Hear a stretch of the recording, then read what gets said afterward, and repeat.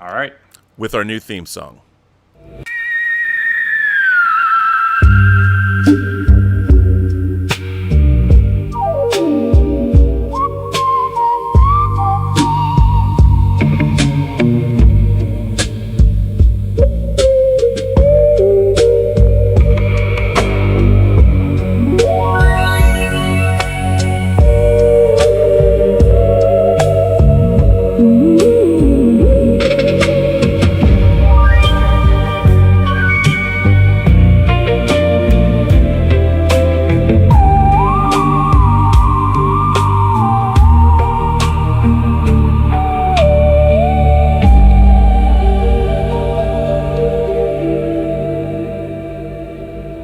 Well, greetings, Imagination Connoisseurs. Welcome to the very first episode of The Forever Era, a show that we've designed to be positive and hopefully uplifting, and hopefully a show to impart knowledge to all of you Imagination Connoisseurs, knowledge that some of you already have, and knowledge that some of you hopefully will enjoy learning about.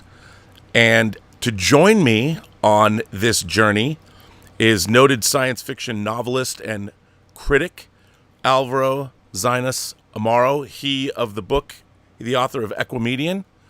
Alvaro, welcome to the show. People have seen you on Robservations, but now we are going to do a show together. So why don't you define for us how this show came about and what we hope to achieve with it? Absolutely. It's my pleasure to be here. I think that this show arose essentially from the fact that you and I have been having this ongoing conversation in which we get excited about all manner of genre-related things, and sometimes even items that are outside of genre. And we often, in the midst of these conversations, start talking about media of one specific type, like a film or a TV show, and it'll remind us of something in a completely different format. We might end up, discussing some, book or a piece of art or song, et cetera, et cetera. And we wanted to do a show that focuses on and celebrates all of these amazing experiences and these amazing pieces of pop culture entertainment. And we've been living in the forever era. And so we sort of want to open it up and share it with everybody. That is great. That's as great an explanation as I can possibly imagine. And the thing about this show, that what we want to do is obviously we're going to share something old that we enjoy, which is basically pre-2020, right, but usually probably way before that, and then something modern. And some people are going to know what we're talking about. They will have heard things before. Hopefully a lot of people won't have heard of some of these things, but we're inviting everyone to delve into them. We think if you consider yourself an imagination connoisseur, that everything that we're going to present to you, we have vetted as being worthy of your time and your interest. So, yeah, absolutely. And obviously, taste is subjective, but nevertheless, we think that there's quality to these items. And if nothing else, you will at least sample something that might have been outside of the kind of things that you would normally consume. We live in a world where obviously algorithms are heavily involved in recommending everything. You might have found this channel through an algorithm, so I'm not going to say that doesn't play a role, but we want to be sort of more of we want to introduce a human curatorial angle to pop culture, and we're going to be tracking the four things that we recommend per episode, right? So as you were saying, something old, something new. Each of us has those two picks, so a total of 4 selections per episode. And that will be tallied up, or it will be tracked in an ongoing sheet that people can look at in case they just at some point want to glance at what our previous selections were.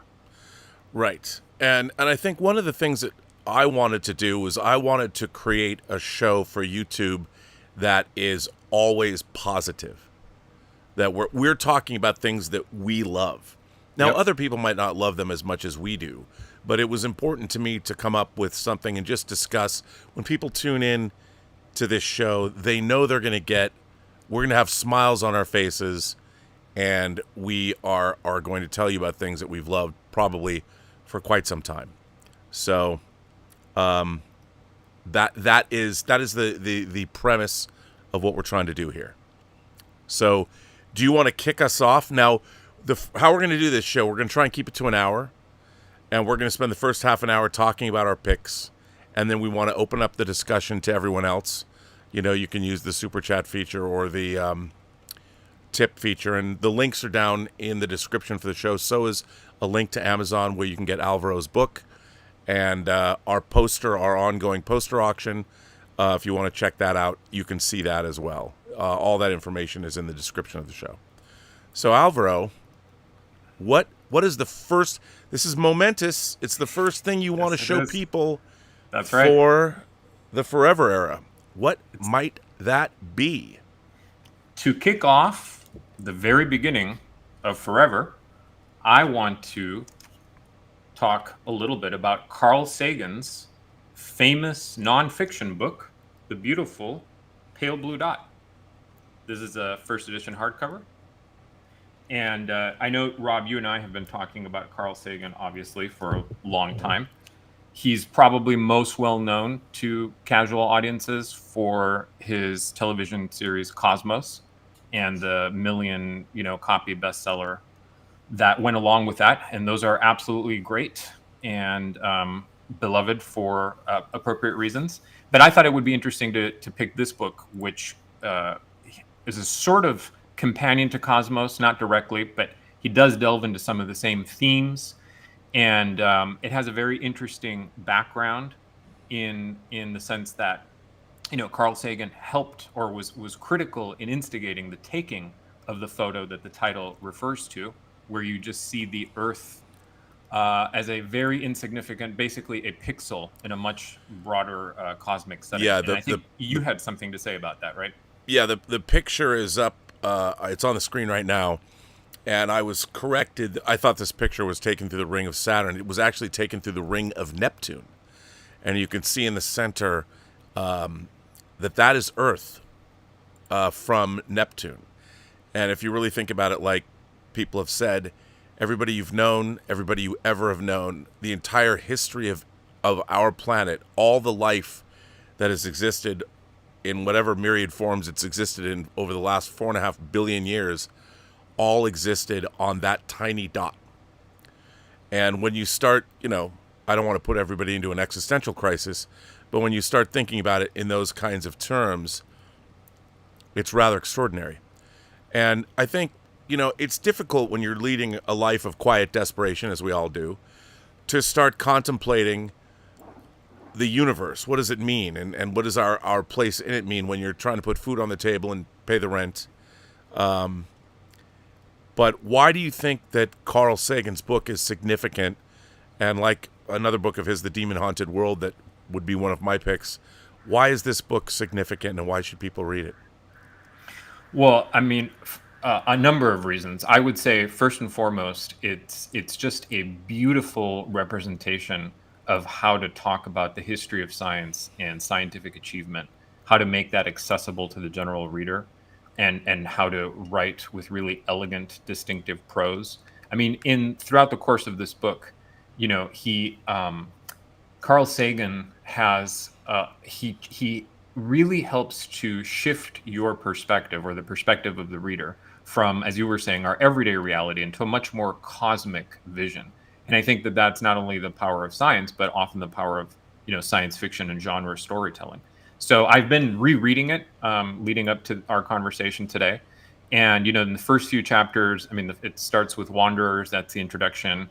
Then chapter 1 is titled You Are Here, appropriately enough. In chapter 2, which is Aberrations of Light, he talks about the shift from the geocentric to the heliocentric models of the universe. And probably in one of my favorite chapters so far, chapter 3, The Great Demotions, he talks about how science really, when you take it at face value, can help to provide humility because it constantly dethrones whatever we think our privileged positions in the cosmos might be. So it's a wonderful antidote to our tendency to put ourselves at the forefront of affairs small and large. And it particularly in these days, I think it's a welcome reminder that we should seek beyond ourselves and we should again try to engage with a broader perspective. I want to say also there's this section very early on where Carl Sagan says, "I have tried to present more than one facet of an issue. There will be places where I seem to be arguing with myself. I am. Seeing some merit to more than one side, I often argue with myself." I think that is a beautiful quote. It's a timeless quote. And as I was saying before, particularly apt today, when we find ourselves sort of fractured in lots of different ways in our society. Well, obviously, science has been poo-pooed. We live in a deeply polarizing political environment. And one of the things that I've always done on Robservations and on the rest of the shows on the Burnettwork, the whole point of this channel is to foster discussion amongst people. And I find it interesting, like when I was growing up, if somebody had a different point of view than me, I didn't get angry about it. I was more curious. Well, I wanted to learn, why do you believe what you believe? Where did you come up with this? And I think one of the interesting things about Sagan's books, and especially in Demon Haunted World, I read Pale Blue Dot so long ago, but it was the same reason, is he was such a compelling, every page is just dripping with something you want to contemplate and think longer and harder about. Yeah. And it all, as I've said, the more you learn about the world around you, around us, the more you appreciate literally everything that happens in your life. The more you know about it, the more perspective you have about it. Even if going into a gas station. One day I remember wondering, how the fuck does a gas pump even work? And I remember looking it up, and I went down the gas pump rabbit hole, and where do they come from? Why are they here? Who invented the first one?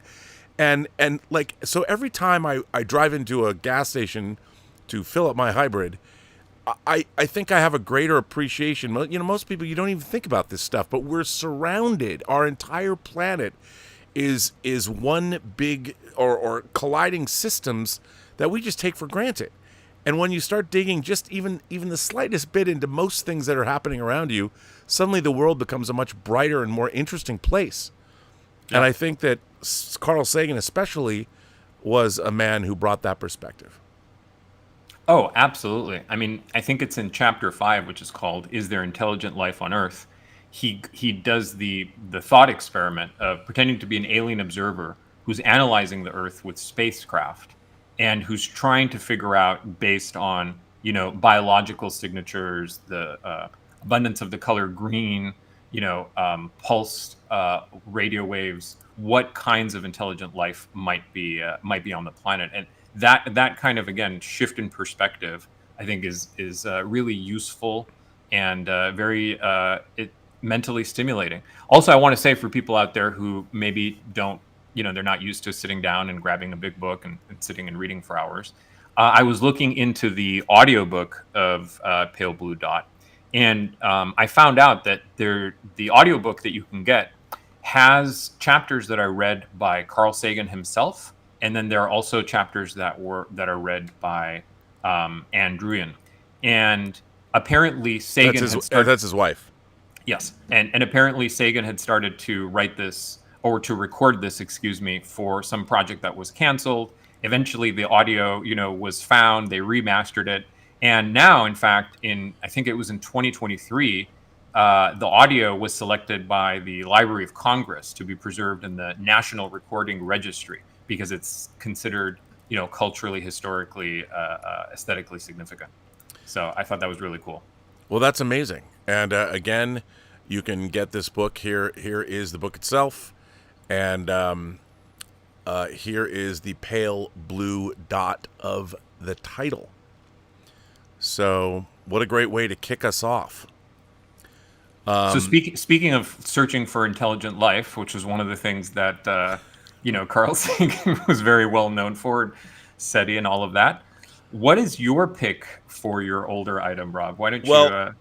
as many people know, one of my favorite things when I was growing up, I mean, obviously I loved Star Trek and I loved Twilight Zone and Outer Limits, but there was a show that was made in Britain between 1969 and 1971 that only ran 26 episodes, And it was made by Jerry Anderson, who made it was his first live action show after making Super Marionation shows. He made, starting out with things like Supercar, Fireball XL5. Then there was the Stingray and the Thunderbirds and Captain Scarlet and Joe 90, which I didn't get to see as a kid.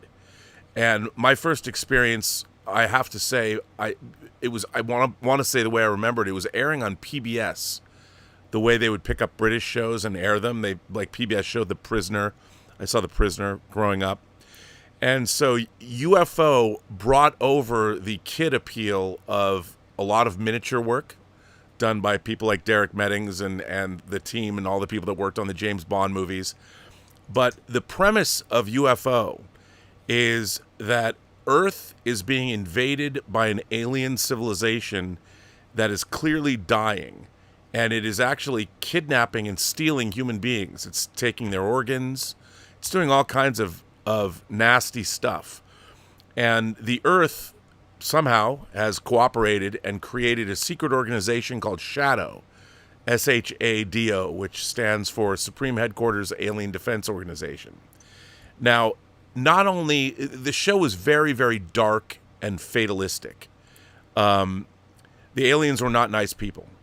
And Ed Bishop, who plays Colonel Ed Straker, who runs Shadow, was haunted. He was a beleaguered man.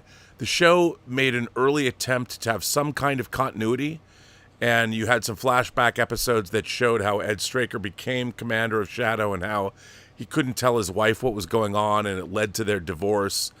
And there's 2 episodes of the series, if you watch them in order. If you watch Confetti Check A-OK and follow it up with a question of priorities, it's a shattering experience. And as a kid, I was like, oh my God. But the thing about that was memorable about UFO, and I will show you, is it had obviously a great theme song, but you can see how even though it was a darkly fatalistic, early existential show. I mean, there was a great episode called Close Up where they have an alien probe following an alien craft back to their home planet. They're trying to get pictures of their home planet, and then they realize that the camera's messed up and they don't know what the focal length is, so they can't tell the distance of what it is they're looking at. They have no idea. Is it 1,000 miles away, or is it 100 miles away, or 1,000,000 miles away? And they can't tell. And I remember as a kid going, what they're looking at is completely like, we don't even know. We have no way to extrapolate. And maybe you could go back and say the science was faulty, but they could have figured it out. But at the time, I remember being a kid and all of these heady issues, I didn't quite understand them. And there's a lot of horror elements to this show. There's a lot of spy thriller elements to this show. But I wanted to give everybody a little taste. If you've never seen UFO before, I brought some stuff to show. This is the opening title sequence, and you can see why, as a 5-year-old, this was one of the coolest things I'd ever seen.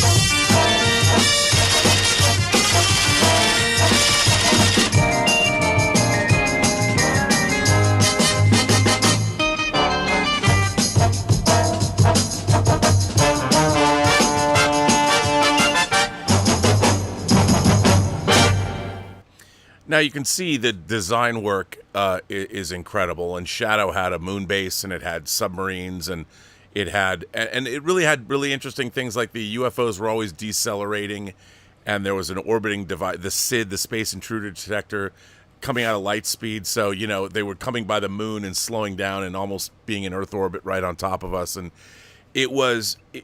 for my young mind, it was really, really interesting. And to give you a taste of just how dark the show could be, I want to show the very first scene from the first episode, Identified, where a guy and his sister and his girlfriend are in the woods. They're just sightseeing or whatever, and they come across a UFO, not knowing what it is. And now remember, this was 1970, shot in 1969, but this is the very opening scene. And Peter Carlin, the guy in the episode shooting the film, later becomes the captain of Skydiver, and you saw him flying Sky One in the opening credits. But here's the opening scene of UFO.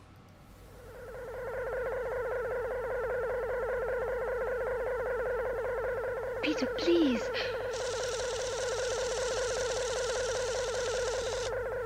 Take Jean back to the car. I must get this.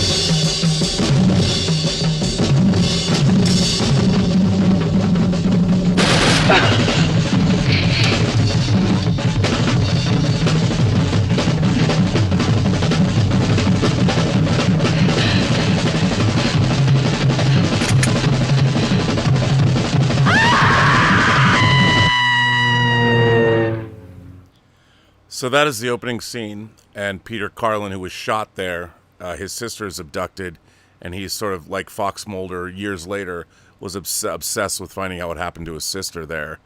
But you can see the show came to play, or it wasn't playing, and it could be very violent, it could be very dark, and it's something that while the continuity is not great, each episode has a lot of there's so many interesting ideas in every episode, and it's almost like it's not quite an anthology, and the characters, they come and go.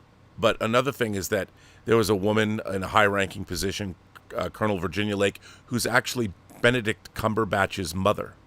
The actress that played Virginia Lake, Wanda Ventum, is Benedict Cumberbatch's mother. And there's a lot of great British actors that you've seen, and a lot of Jerry Anderson's players. And you can get the series is widely available on home video. It first came out on Blu-ray in this Japanese set that was exclusive for a number of years. The Japanese, because they love Jerry Anderson, had an exclusive on that. And then it got released in England, a big chonky box set with a big booklet. And then finally the ultimate set came out from Australia recently from Imprint in a box, and with all the discs, where they did some color correction. This is the most accurate version of the show. But it's a show that I dearly loved my whole life, and it is dated, and it's an interesting artifact of the time, but it really does show a mindset. And it's interesting to see where we're at now with all the talk about UAPs, and the fact that this kind of, there was also the Invaders series with Roy Thinnis, where you had there was something going on at the time that really has never left us. So to see that here, it's really interesting to see this proto show that very much the X-Files delved into the same thing. But I wanted to play one last thing. The music from Barry Gray is incredible. And as a kid, I could not stay in the room when the end credit music played. I was too scared of the music, and I had to leave the room. And listening to that now, when I'm about to play it for you, and you might think, well, that's wacky, but it's true. I was scared of this music. So here's the Barry Gray's end title music for UFO, and all they do is reveal the moon. There's nothing particularly scary that happens, but the music, terrifying.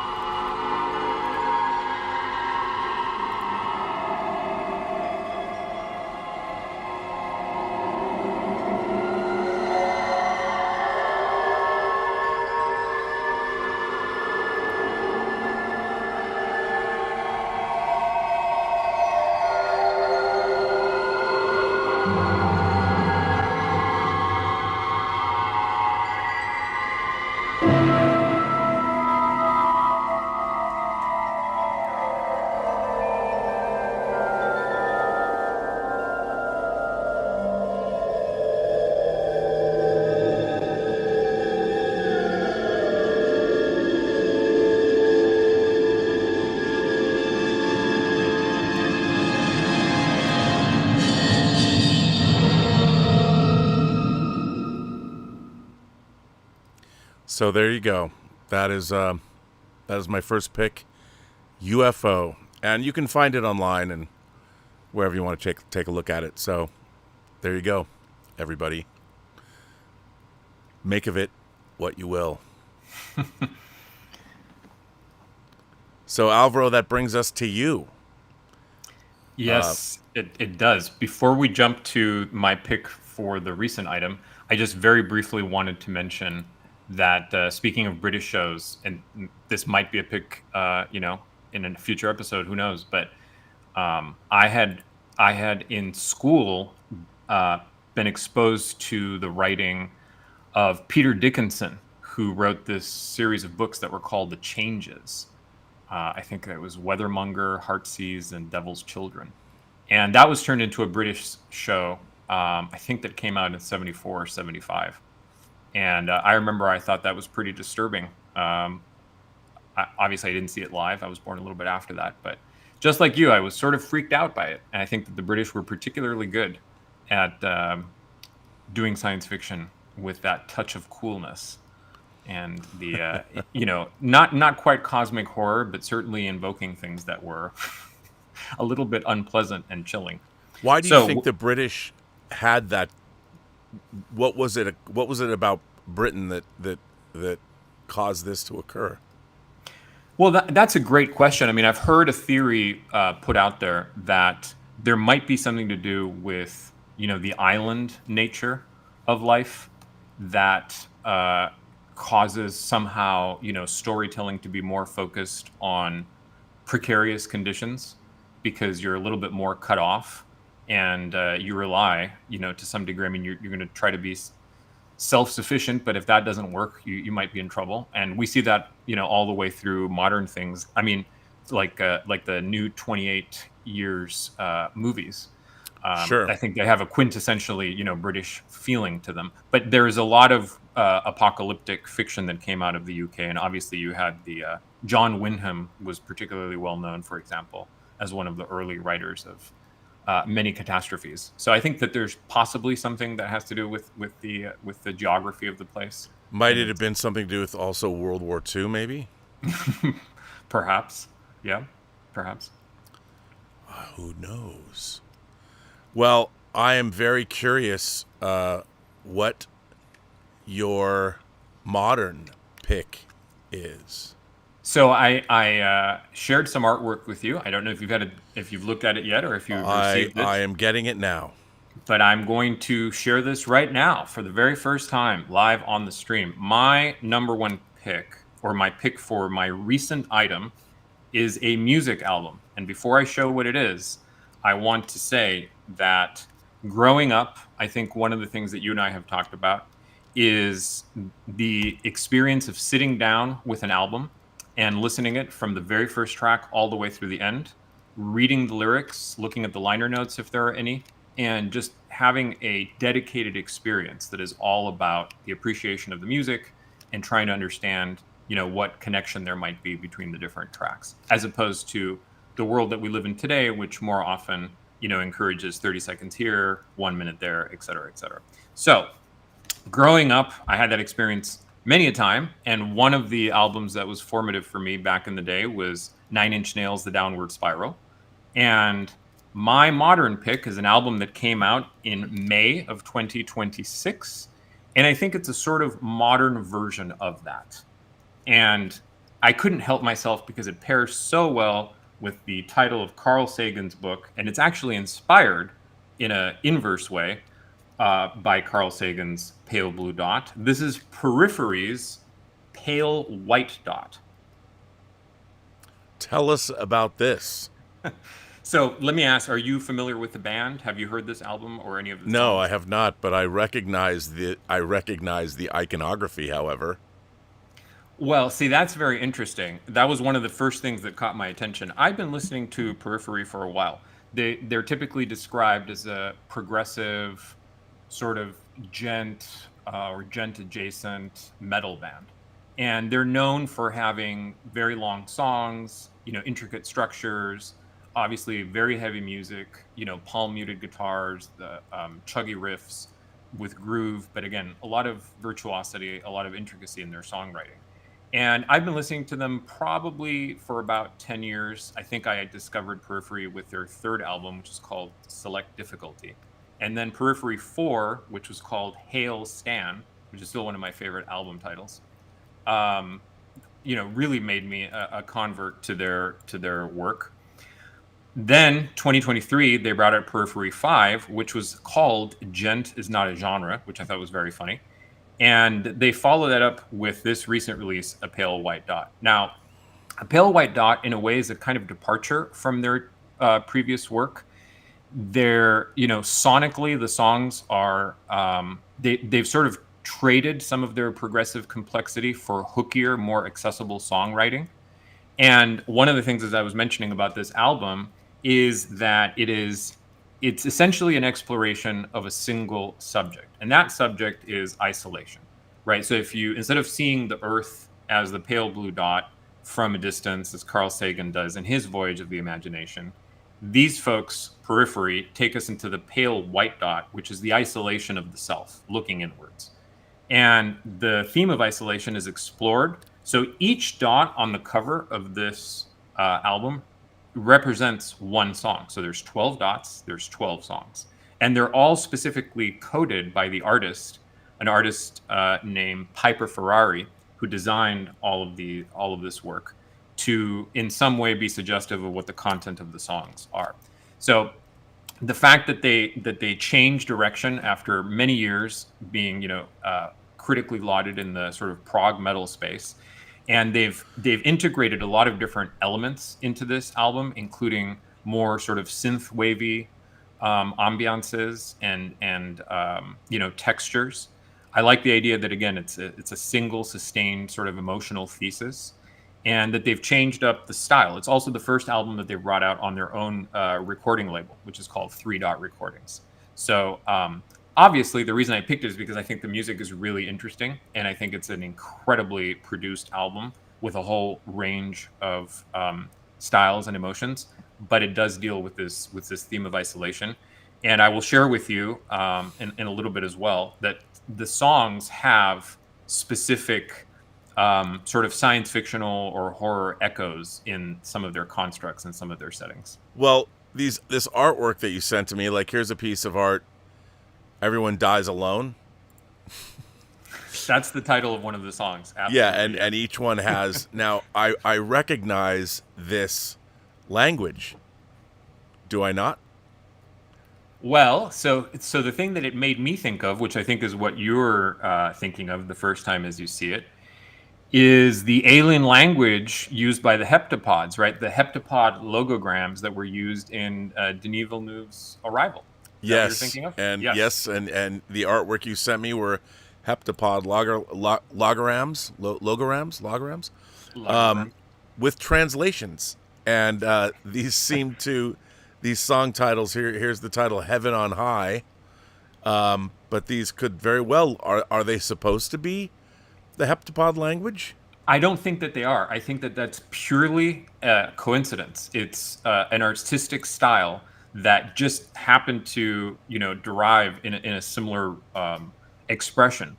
But here's the thing that I think is really interesting. In the film, obviously in Arrival, this language is supposed to be indicative of a time not being experienced in a linear way, right? And again, I was mentioning the subject of isolation in this album. I think that there's a case that could be made that the idea of grief and loneliness and people who struggle with these situations, who have these mental challenges because of these emotions that they're experiencing, it can feel to the person like it's non-linear. So again, this is something that you and I, encounter in our conversations very often, where the alien language of a science fiction film might have intrinsically nothing to do, or was not necessarily an explicit influence on the people who designed the art for this album, but it provides an interesting key through which you can sort of unlock the experience, which is that here you have these broken rings, and in a way, if you look at the songs, the emptier the ring, the more devastating the song is. But the last one, which is the title of the album as well, the solid, the pale white dot, the solid white dot, that's where everything resolves. That's where everything comes together. And in a way, that's like the moment in Arrival where the character is able to understand that, through being reprogrammed by language, she can experience time in a non-linear way. I love that. You've sold me. I now want to get this for myself. And by the way, it has a booklet, which I love because so few CDs have quality booklets these days. And each of the tracks has the dot, and it has the full printout of the lyrics, which are also designed in a very cool sort of artistic way. So there you go. That is part of the physical, package that you get when you order the CD. Nice. What a good thing. I approve. Now, the thing that I want to talk about is also peripherally connected to the thing I talked about first. Peripherally, I see what you did there. Yeah, and it's something that came out this month, August 2026, but it was 10 years in the making, which I thought was very interesting. It is a Lego set. It is a Lego set, and before I reveal what Lego set it is, people could probably guess. But what I didn't know about this Lego set was, obviously, Lego. When I grew up with Lego, I adored Lego. I used to make giant Lego ships. I made a Lego skydiver in the second grade from UFO and took it in to do for show and tell. It was huge. And so I played with Lego when I was a kid, but there were no minifigs. It was just bricks. And I would build, like, jails for my 8-inch Mego figures and stuff. Lego was very ubiquitous. You could do lots of things with it. You could, you could take it into the bathtub.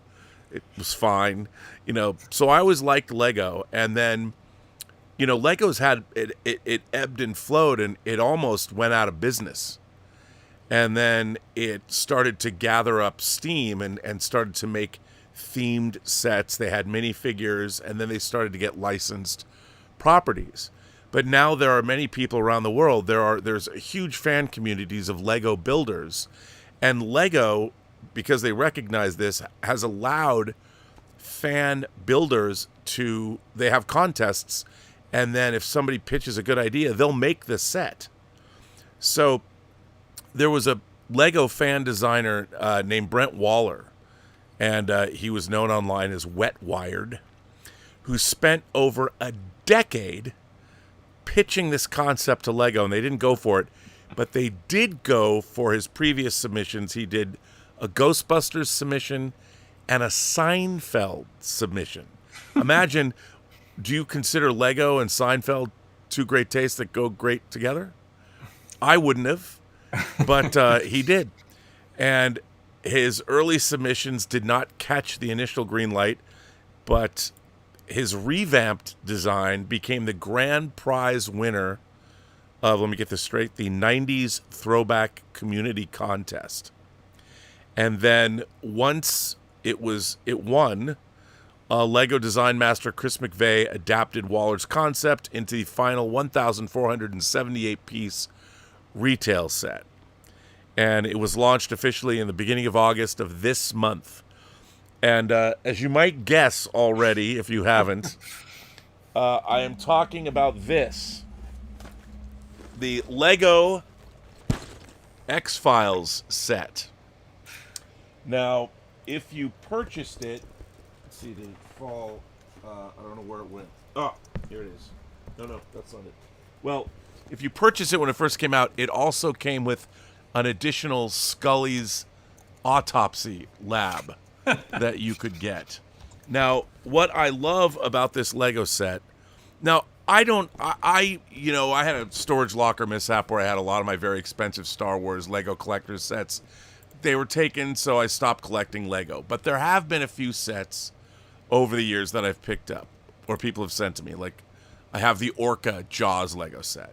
I did buy the Ornithopter Lego set from Dune. But when I saw this, because I'm a huge X-Files fan, and it's such a wacky Lego set in the sense that here is a better look at the set constructed. So you have Fox Mulder's office. And if you look at it, here is Fox Mulder's Lego office. And obviously you can see the I Want to Believe poster, and you can see all these different Easter eggs and all the different things that, I mean, this to me it's wild. And then above Fox's office, you have a woodland area with a flying saucer, and you have an alien there, and here it comes with all the minifigs, including the Fluke Man. There's a Fluke Man Lego minifigure. Looks like there's Krychek, there's Skinner, and is that the cigarette smoking man? I don't know, but I just thought that because this represents, I mean, Lego is one of the biggest toy brands in the world now. It's it delights like Haribo. It's for kids and adults alike. So I figured, going along with UFO, the fact that Lego is something that has been with multi-generations of kids and now adults, and you can go online and people have built million Lego whole lands and things, amazing work. And the fact that I've had Lego in my life, literally my whole life in some ways, and the fact that it allowed a fan community to be able to contribute to a corporate product, it says a lot about Lego as a company. So I figured, Lego in general should be part of, I think, the forever era. And they've done so many great both licensed sets and then sets they've come up with on their own. The fact that you can build a Lego Titanic, you can build a Lego Eiffel Tower, and these building sets can be done individually or with families. It's an amazing toy brand that has transcended the decades and continues to be relevant. And never in my wildest imaginings would I have thought in 2026 Lego would have put out an official Lego set. And so that's my new contribution. But it really is Lego as a whole. I think Lego as a whole. But the fact that they put out the X-Files Lego set is an amazing thing in my mind. What a great pick. And I love the fact that we now have, we've got a book, we've got an album, we've got a TV show, and we've got Legos. So we are not all of our categories are different. Yes, which is fantastic. And I just, it was a fun thing to be able to get. So we do have a few questions, a few super chats and things. First of all, Royce. Actually, Rob, if you don't mind, just before we jump to them, I want to say one last thing on the album. And sure, go ahead. We'll do the questions. I know that there's probably a number of listeners out there who are not into heavy metal music or anything that's extreme in nature. And so one of the things I wanted to say about this album is that there are 3 tracks that even if you don't like heavy music, you should definitely check out. One of them is track 7, which is called Black Wall. And that is, it's actually a very science fictional song. It sounds more sort of like 9 Inch Nails and other things, about a digital mind that is coming to life, and not necessarily in a nefarious way. The last track 12, Pale White Dot, is an instrumental. So you can definitely enjoy that. And then track 10, which is called Neon Valley, which is a title that I love as well, has another science fiction angle sort of going on, but it does get a little bit heavier in places, but most of the song is quote unquote very well behaved by mainstream taste. So you probably are not going to be offended or shocked. So those are just three that I wanted to recommend. If metal is not your thing, you should still check them out. Give it a chance. By the way, here is the Scully's Lab. This was a perk if you bought the initial set when it came out. They sent you this for free.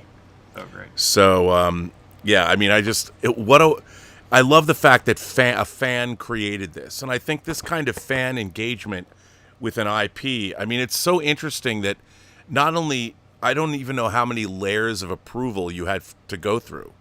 Lego would have to go and get the X-Files license.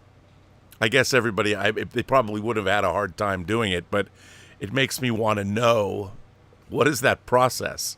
Like, I mean, it's only a good thing, I would imagine, and of course, they had Gillian Anderson herself come on and do a little commercial for it.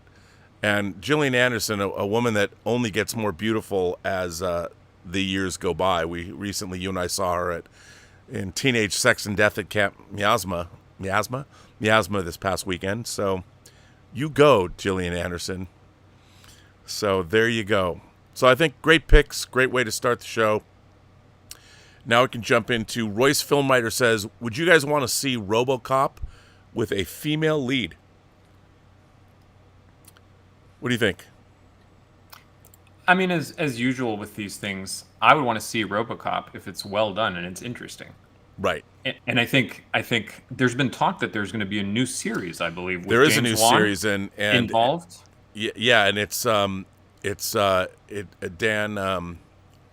Why am I drawing a blank on his name? The star of the movie The Guest, and he starred in Legion. Yeah. He is playing, I guess, Murphy. I don't know if they're going to do a reinvention of the character. I mean, as I was talking about today, I found it interesting, Alvaro, that we have a new Blade Runner series coming, a new RoboCop series coming, a Neuromancer series based on William Gibson's '84 cyberpunk novel. We're now getting these future stories that were all created in the '80s. Yeah, which is kind of weird in a way. Obviously, it's fun because they sort of create an alternate history, even though they're not technically alternate history genre, right? Right. Yeah. But yeah, do you have any other thoughts about that question? Like I said, I mean, for me, as long as the series is well written, it's compelling.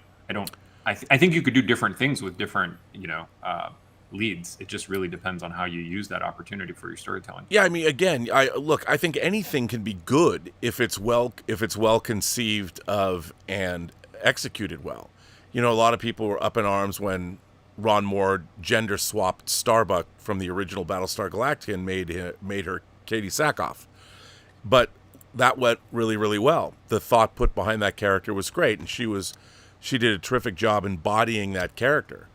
I think RoboCop, it would be a little harder because if you leaned into Verhoeven's idea of Murphy is basically, he's crucified. He's a messianic figure that gets crucified and then resurrected again. And, I mean, are you going to do that? The real question is, if you're going to do RoboCop show and you wanted the RoboCop character to be a woman, what would that gender swap do? What are you going to do with that to make it interesting and unique? How is it justified by the storytelling itself? Exactly. Right? Yeah. Exactly. And if they came up with a great idea, I mean, I think the problem that I have with all of the modern era that we live in is people have been so, obviously activist storytelling has permeated a lot of our genre spaces, and people mean well, but they haven't justified their activism in changing characters around or focusing on different kinds of characters because the stories they're telling are not good. So I don't care if you're going to gender swap a character if you've got a great story to tell. It doesn't bother me at all. But the problem is, from what we've seen, so much of this kind of storytelling, they're swapping it and going, oh, well, let's make a female RoboCop. Well, that's not enough. You've got to have a reason why you're doing that, and it has to be well written. I mean, what about the feminine? See, what I also don't like is when the idea of somebody gender swapping a character and then not taking into consideration the gender swap. They just make the character the same, but they're a different gender. So why did you do that in the first place? I mean, I would lean into, when you see a movie like Aliens, the feminine power of Ripley, the fact that she's the mother, that she's going after her surrogate child in Newt at the end of Aliens is what gives her the strength to confront the alien queen. And it's kind of interesting how the maternal instinct is what leads. She's the only one in the queen's egg chamber taking on that queen. And so whatever subtext you want to call it. But I like the fact that James Cameron always leans into the feminine energy of his characters. Even though, when he made Mary Elizabeth Mastrantonio, like when she's getting off the helicopter at the beginning of The Abyss, she's clearly bitchy and very male. But as the movie goes on, her female energy manifests itself. And I think that that's important. I mean, I don't like the fact that so many storytellers want to crush the differences between men and women. It's the differences between us that make us interesting to one another. Yeah, so, and I would add specifically, with the RoboCop series. I mean, there's been a lot of RoboCop. I mean, when we had the first film, I remember reading the comic books a little bit after that movie came out. Then there was there were 2 sequels, RoboCop 2 and 3. Then there was the reboot in 2014. I think that there were 2 animated series. Yeah. Then there was 1 live action series. There was another live action series, Prime Directives, the Canadian show. And then video games. Yeah, we've had a lot of RoboCop. So if you're going to go back to do RoboCop, I would just say, I hope you have a slightly fresh angle or unique perspective. Make it good, make it interesting. And it deals with a lot of well-worn tropes as well. Verhoeven made it really work and really sing. I don't think it's ever come near the first film. Right. Because he's a filmmaker with a lot on his mind. He took what I remember thinking when it was coming out, it came out in 87, hearing the title, my friends and I were laughing at it. We went and saw it almost as a joke opening weekend, but I'd already become a Paul Verhoeven fan from his Dutch films that I saw at the Seattle Film Festival, and then his first English language movie, Flesh and Blood, which I also saw at the Seattle Film Festival. So I was a big fan of his, but I think we were all blown away watching RoboCop in the theater for the first time. It was pretty extraordinary. The title didn't do it justice, and I will share with you as a little anecdote. In Spanish, a colloquial term for somebody that's silly or stupid is bobo. Bobo just means like foolish. So, when the trailer came out, I remember my dad and my mom, they were like, "We're gonna watch something that's like BoboCop." Like, really? Major Chai Chai asks, what's the status of my book? Well, as people might know, I'm writing a book called The Future is People. It's a Star Trek book. I'm a little behind on where I wanted to be, just because convention season and life sort of got in the way. There's been a lot of work. So I'm going to launch a crowdfunding campaign for a month on September 8th. And for the crowdfunding campaign, you're going to be able to, I don't know if I'm going to read it, or you can download a couple of chapters to see it, but then I'm going to take that month to finalize it all. It's about 80,000 words now. I want to cut it down a little bit, but I'm really happy with it. I think it's really interesting. And, my friend Jeffrey Morris wrote a Star Trek book. I was on a panel with him at Star Trek Las Vegas. He wrote a book called The Future Askew. And while we wrote very different books, I think collectively they work well together as two sides of the same argument in a way. Major Chai Chai goes on to say, I discovered Sapphire and Steel last year. I love David McCallum and Miss Lumley, who we just saw, as the leads in that story took place in only a couple of rooms. Yeah, I mean, I liked Sapphire and Steel. I watched that as well. It was one of those, the British shows, the British invasion shows, that it was hard to see in America. And those were things that I would see like on ITC compilation, that you could get like a tape that had 4 different shows on it, and Sapphire and Steel was one of those guys. Cinema Corey asks, do you guys remember Time Track's underrated show? That sounds like an Alvaro question to me. I do remember Time Tracks, and I will share that back in 2019, I thought, why don't I own Time Tracks? How is this not part of my personal continuum?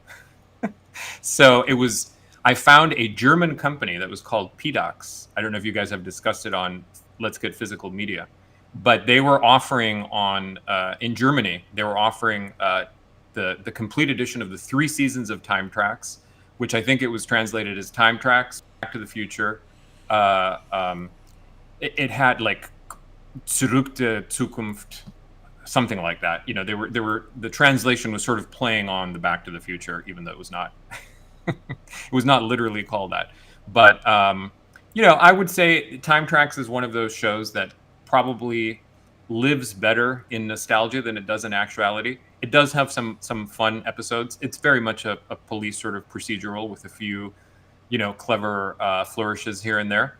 But I can't criticize it too much because I did purchase all 3 seasons on physical media. So, Of course you did.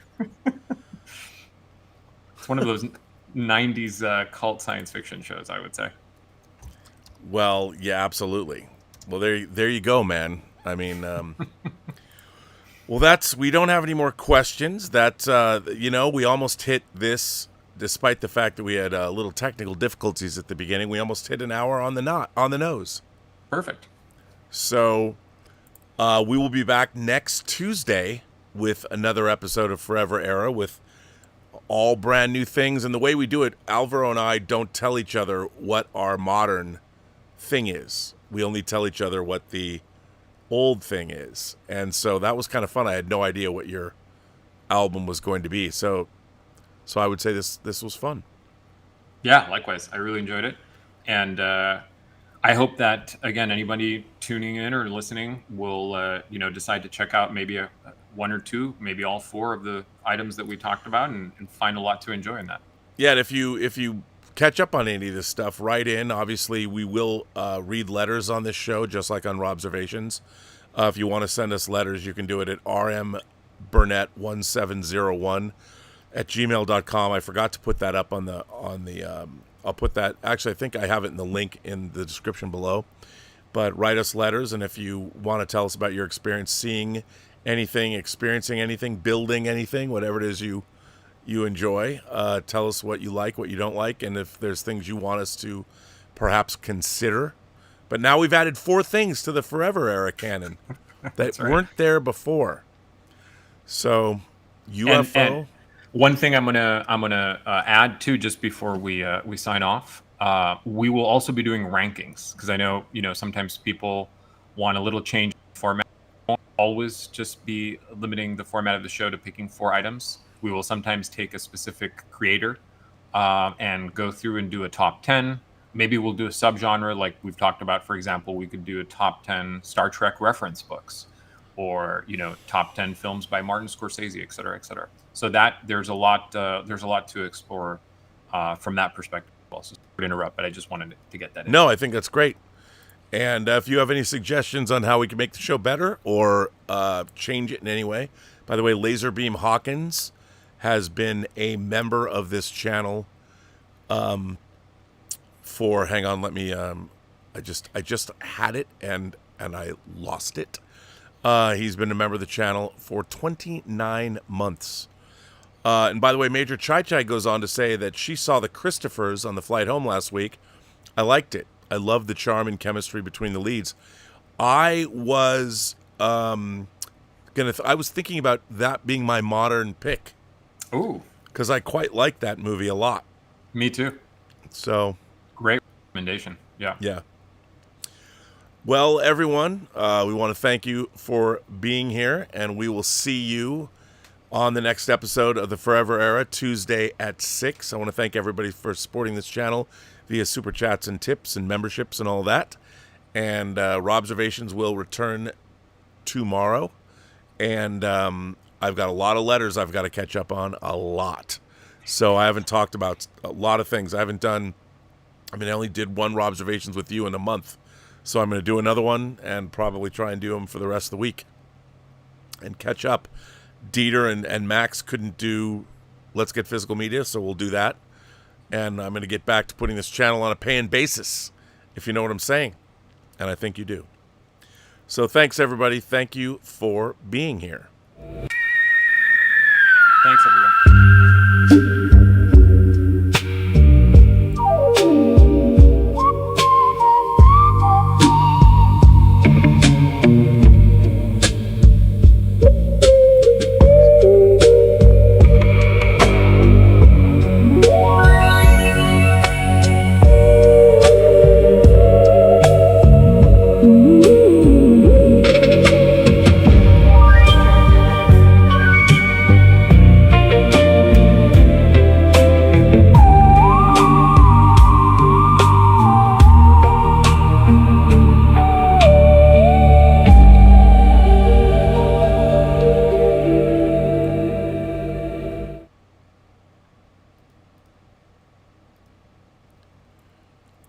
Okay, we've ended